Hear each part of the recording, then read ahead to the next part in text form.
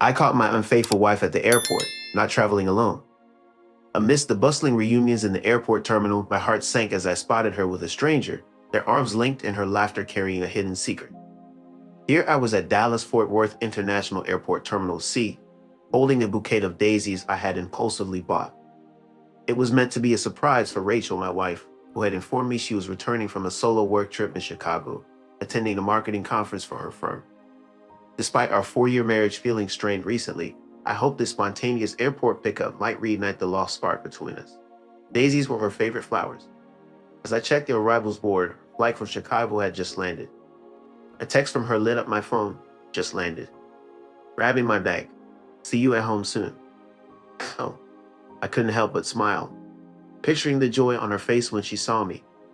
As I waited patiently, the crowd began to disperse, and that's when I saw her. Rachel stood out in her stunning navy coat, her auburn hair gleaming in the light. However, she wasn't alone. Walking by her side was a tall, well-dressed man with his arm linked through hers. They appeared to be enjoying each other's company, sharing laughter and intimate gestures that I hadn't witnessed in months. Anxious and clutching a bouquet of daisies, I trailed behind them, hoping my suspicions were unfounded. When they paused near a coffee stand, he tenderly tucked a stray hair behind her ear, a gesture that felt too personal for just colleagues.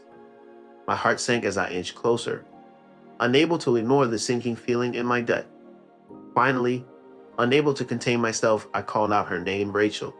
Her startled gaze met mine, a look of shock watching over her face as she disentangled herself from the man. With a furrowed brow, he questioned our connection, but I brushed off his inquiry, my focus solely on Rachel. As tensions rose and voices grew louder, our unresolved questions hung heavy in the air. As I stood there, causing heads to turn in the terminal, she struggled to explain, but her words came out in a jumble. The man beside her was Ethan, who she had referred to as her work friend from a conference that never really existed.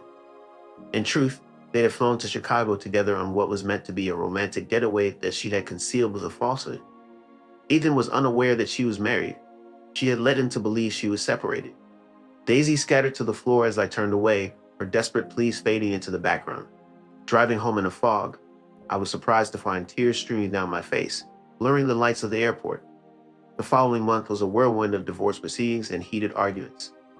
Rachel packed up and left, leaving me alone in our loft filled with memories I couldn't shake. Seeking solace in my photography, I immersed myself in assignments that kept me traveling. It was during one such job at a small art gallery opening in Santa Fe that I crossed paths with a curator named Laya. Warm and genuine, she shared my appreciation for beauty in the world. We conversed for hours, and for the first time in months, a spark of hope ignited within me.